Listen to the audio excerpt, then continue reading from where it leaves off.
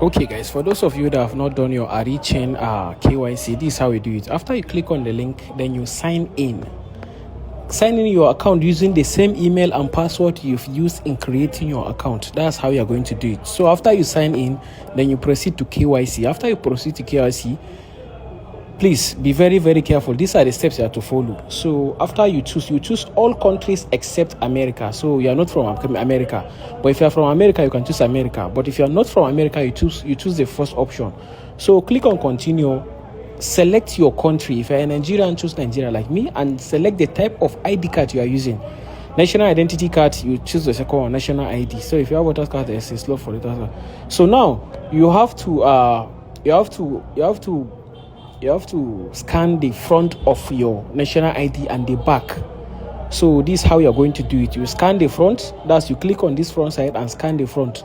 After you finish, you also scan the back.